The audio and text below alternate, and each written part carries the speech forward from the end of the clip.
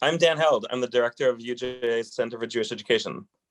I am so glad to be here with you tonight on behalf of all of our schools, but also on behalf of the Koshitsky Center for Jewish Education to share with you in this incredible evening.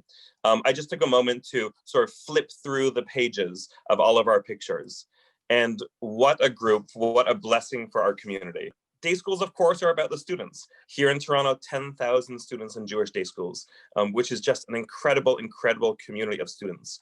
But there's a community of school which extends beyond the students, to their siblings, to their parents, their grandparents, to their teachers, to the administrators, to sort of the entire community. And that's really what we are about.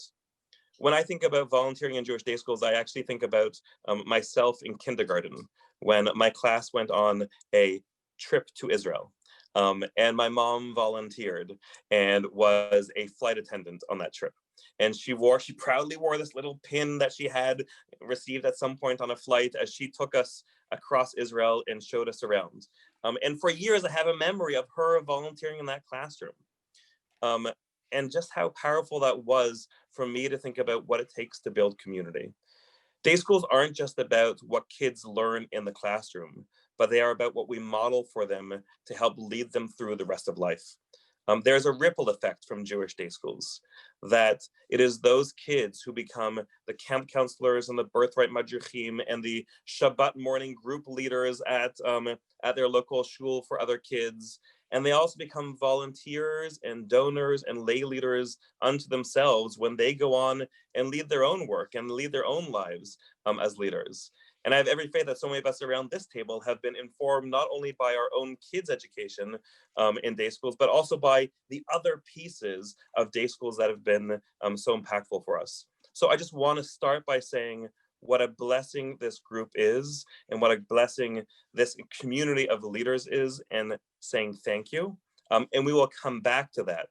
But part of that blessing of the community and blessing of other people is the partnership between us at Federation and our school leaders and our school heads of school.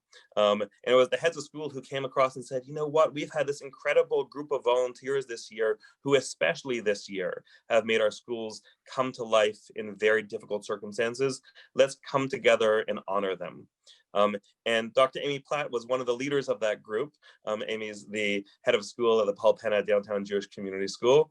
And I'm really excited to welcome Amy to share a few words with us.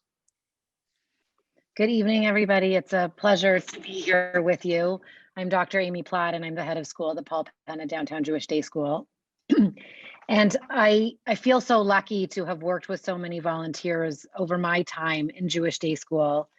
In particular, the volunteerism of the past few years while I've been head of school at Paul Penna sticks out. And right now, what feels so immediate is the volunteers who have stood up in this past year and stewarded us along with school leadership through a very, very difficult time. For me, I see tremendous leadership in all of our volunteers, and I've had the great opportunity to learn lessons of leadership from the volunteers that I've worked with at my school now and at my schools in the past. And it's truly my honor and my pleasure tonight to welcome Ben Verdi to speak to you about lessons learned in leadership in leading over the last year. Ben Verdi is the co-founder of Spin Master and is currently Executive Vice President and Chief Creative Officer and a member of the Board of Directors. He, along with his co-founders, was a recipient of Canada's Ernst & Young's Entrepreneur of the Year in 1999 in the Emerging Entrepreneur category, and has been featured as a top 40 under 40 executive for his achievements in Canada and in the global marketplace. He plays an active role in product selection and development, and his creative approach remains influential to Spin Master's product selection.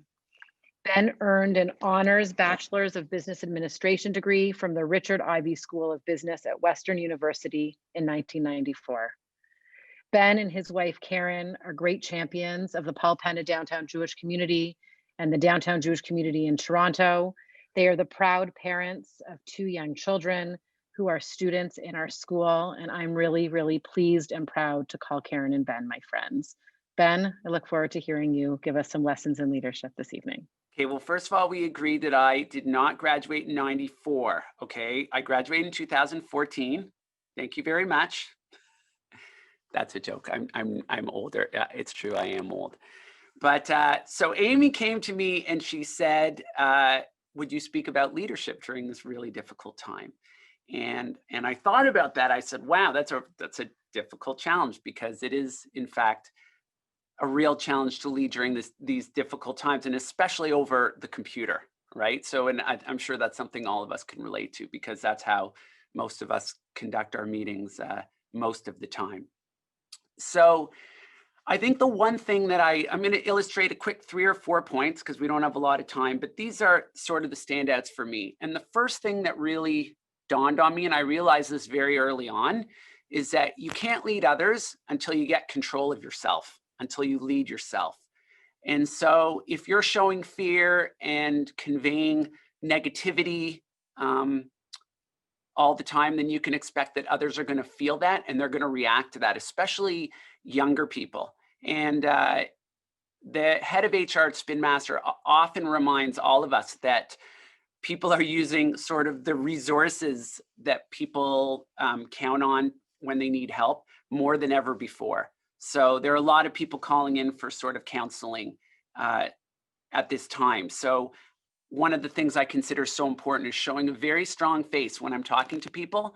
And the first thing I rely on is humor, which is keep laughing, keep telling jokes, keep smiling. All of those things, something as simple as that goes such a long way. Take time to joke around at the beginning of the meeting, during the meeting, at the end of the meeting, whenever you can. So I think that's something that's very important because laughter gets us all through a lot of things. The second thing I think that's very important is empathy. And this really hit me when I went into the first meeting after the break. And 2 people in the meeting had someone die from COVID. And another person in the meeting knew someone that was very, very ill from COVID. So it really hit home with me because, especially in Canada, where I think COVID is very much under control, in the US, in many parts of the US, it's a very different story.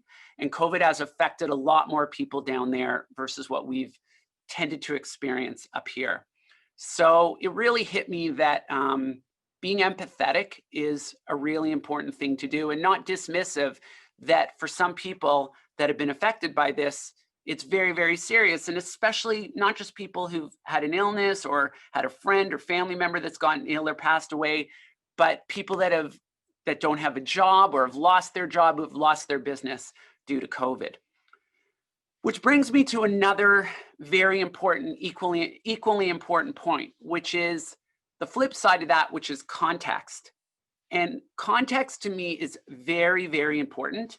And I think I rarely get a chance to do this, but it's exciting to get to do it in this meeting. But make a Jewish reference, which is, as Jewish people, I think context should be so obvious to all of us because all I have to do is think about my grandmother and I can get through just about anything. And for those of you that, I once went on a date with this cardiologist and I said, wow, that must be really hard because you face so many dying people every day. And she said to me, well, yeah, that's true. But I also face a lot of people that I call the dying well. And these are people who are completely healthy, but they're just, for whatever reason, they seem to feel they have all of these ailments. And so my point here is that I think it's very important to, whatever blessings you have, to count them. Whatever you can be appreciative of is to look at those things. I mean, I'll be honest, a lot of my discussions with people when they tell me that they're stressed over this is that they haven't gone out to dinner in several months, or they haven't been able to see their friends the way they used to, or they haven't been able to travel the way they used to. So I think it's really important to be able to take stock of the blessings in your life. And that really, I believe, helps a lot. And the final thing I'll say, because I know time is short, is that I believe this is a moment for a lot of people that in a couple years, and I do think there's hope on the horizon, I think when we look back on it, provided we haven't had something terrible happen, which is a lot of us, we'll look back on it and we'll miss some of the things that we don't realize are important. Time that we're getting to spend with family that we never had before, time to do things that we never thought we'd be able to do before, time to ourselves.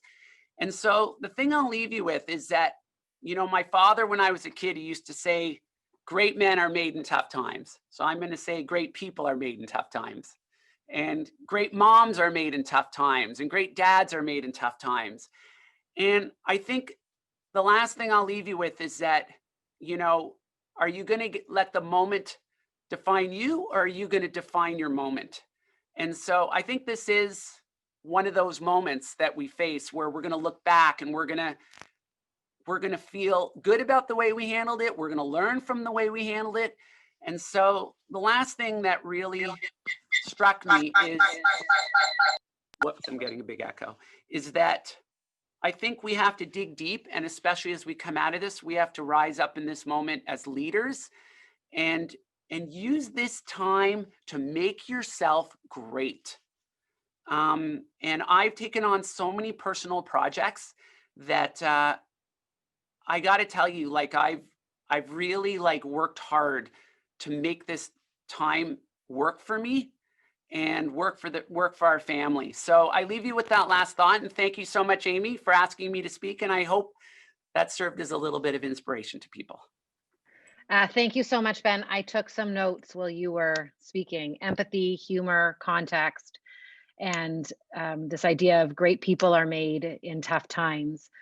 I hope the message that we can all take away this evening when we're thinking about volunteerism is that the context that we get to live in right now is a context where, as schools, we're so tremendously supported by outstanding volunteers, by communities of parents, by inspirational students, and by faculties that are truly, truly second to none. And so I would extrapolate from what you said, that great people are made in tough times, to great schools are made in tough times. And I think what the last year has shown us in Toronto is the real strength and greatness of the Toronto Jewish Day Schools and how much greater we can become. So I think what happens now is that I'm going to turn it over to Paul Bernstein, who is the president and CEO. I actually don't know your title, Paul, offhand, at Prisma, to share with us a few words on volunteerism. Amy, thank you very much. And thanks to Dan and Ben for your remarks as well. I appreciate the introduction. Prisma is the Center for Jewish Day Schools. Our job really is to support the Jewish Day School network all over North America. And within that, one of our core priorities is the question of how do we deepen the talent that works within and around our schools? How do we empower professional and lay leaders? So it is really a special opportunity for me to be able to be part of this beautiful event, and I thank you for inviting me. What makes a Jewish day school work? As we all know, there are so many elements: the physical structure, the educational experience, the passion of teachers, the generosity of donors, the curiosity of children, the vision of founders, the community of parents, and the dedication of professionals and of volunteer leaders. No one aspect determines success, and all of these together contribute to a thriving institution, meaning that our volunteer leaders are an integral and essential part of the success of our schools. We see thousands of day school believers like yourselves who devote countless hours each year to boards, to committees, and to numerous other important tasks for our schools, all of it with a deep passion, all of it, of course, as volunteers. So tonight we want to appreciate you, our precious volunteers, who contribute so much to creating strong, dynamic, and sustainable schools. We especially want to appreciate you for your leadership during the COVID crisis. I'm guessing that even before this last year, you might have been feeling that volunteering for a Jewish day school has turned out to be a little more than you signed up for. So thank you for that. And thank you for going even further in a world of COVID that none of us signed up for. As we know, Jewish day schools are the beating heart of our communities, and we should recognize that our schools really have excelled in the COVID crisis through their academics, their community building, their orientation to the whole child, and their support for the mental health of students, families, and faculty, and in working tirelessly to meet the needs of their students and families. You've been integral to that success. Sometimes it may have felt hard to be a lay leader in COVID, wondering how best to support the incredible work of the head of school and of their professional teams, who have faced an immense burden and have led brilliantly. And on behalf of all of us, I really want to take a moment to thank every one of our heads of schools, all of their professionals, every teacher in our schools. As Amy said, what we have in our schools is second to none. And we should take every opportunity we can to thank them as well. But everything you do as volunteers to support their efforts, from encouragement to practical help and guidance, is valued and valuable to the professionals. So thank you. Last September, Prisma published an important study about volunteer leadership, which we called Unlocking Leadership. We looked at how you can most successfully steer, support, and supervise the work of the school and of its head. In that study, we looked at some of the special flavor of Jewish day schools that affects volunteer leadership, including things like the hashkafa, the ideology of the school, the mishpacha, the family that exists, the chevra, the social relationships within a school community, and if you like, the hamishness, however you might translate that, all together. Whereas being a lay leader in other places is something we're familiar with as businesses, sometimes schools can resemble family more than it can a business, and you are an essential part of that. In that report, we said it takes three to tango: the head, the chair, and the board. The relationship between the volunteers and the head and administrators of a school is absolutely critical to their success. So we celebrate your incredible work for your schools, your success in driving forward the Jewish Day School family, your partnership with your school's professionals, and your ability to dance that tango. You're here because the professionals and the community of your school feels your support, appreciates you and all you can do. So on behalf of the entire Jewish Day School community of North America, thank you for your commitment, for your generosity, and for your leadership. Thank you very much. Thank you, Paul. And I'm back. And I just want to say, I mean, firstly, being able to jump into each other's shoes in moments of technical challenges is just an indication of the well-oiled machine that our community of heads of school and professionals, a federation of the schools, really is. And to Paul and to Prisma, especially over this time, your support and your guidance and your ability to bring together schools who are often very different, but facing very similar challenges has been so deeply appreciated. And I think for all of us, that has been a tremendously beneficial, in some ways, silver lining of this moment. The fact that our schools have come together both locally and nationally and have built the kind of partnership and, as one head would say, co-opetition, where we both cooperate and also compete a little bit, has been really, really a blessing. So I would like to say, I mean, to echo the thanks for all the volunteers around this table. It's very rare that I actually drink something, but you did receive, many of you received some wine. So please, please raise a glass to everyone around this virtual table. Ben has gone to find something, but please raise a glass to everyone around this virtual table to say thank you to us all, because what we've been able to accomplish in the last 10 months has been remarkable. And it has moved not only our kids through very narrow and difficult times, but our community forward in powerful, powerful ways that will continue to sustain and grow our schools and our community for years to come, pan-pandemic, post-pandemic, and also most importantly for generations to come, as kids remember and the community remembers what it was like for us to come together at these difficult moments and focus on what is core to our being, core to us as a people, education. I'm now going to turn the floor over to my colleague Tanya, who will give us a moment to celebrate everyone around this virtual table. Hi, everybody. I'm just so excited to see you all here.